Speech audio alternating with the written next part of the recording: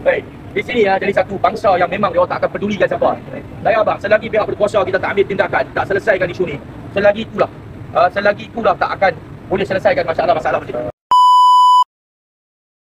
Saya mahu jalan pelan-pelan, tengah kuasa, pihak berkuasa untuk hampa tengok apa yang sedang berlaku di pusat bandar utara Selayar.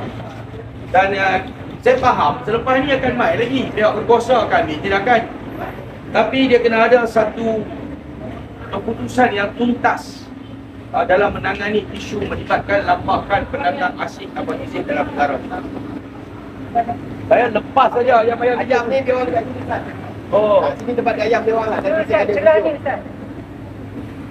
Ada di sini. Ya, Ustaz. Dalam tu pun ada. Dalam ni pun ada. Tu boleh buka. Ni Ustaz, ni. Okey, Ustaz. Yang tu dah kena sita. Tapi dia orang buka ke belakang, Ustaz.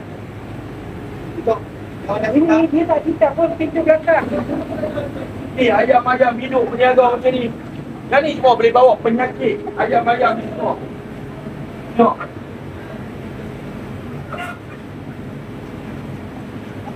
Wei, yang tidur gambar. Apa tengok?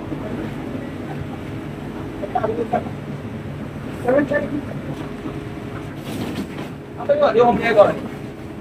Dia ada supply and demand. Apabila ada permintaan, ada bekalan. Dia kena ada pemantauan daripada pihak berkuasa. Kenapa pihak berkuasa biarkan kawan ni tengok dia berniaga ayam ni? Dia orang potong ayam, potong di mana? Ayam kena ada sikil halal. Nak potong, bukan potong buang dalam longkang darah dia, buang dalam longkang bulu-bulu dia.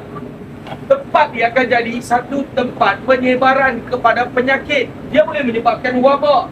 Dan bila menyebabkan wabak, dia orang ini akan bercampur dekat orang luar, akan bawa wabak-wabak penyakit di keluar. Yang ni yang bahaya duduk dalam negara kita. Apa tengok? Siapa pun saya tanya kalau siapa mi ayam, tak ada orang mengaku ya. Perlu saya kena buka apa ayam sabung dia orang. Ada. Betul ya.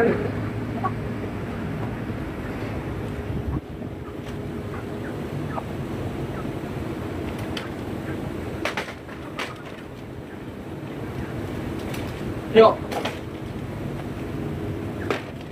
Ni ayam tengok. Siapa miak tak tahu. Yang dekat pintu belakang tu dia orang buka. Pada polisi. Okey, tu dia buat. Ya lah, bawa Okey, tu dia. Baik.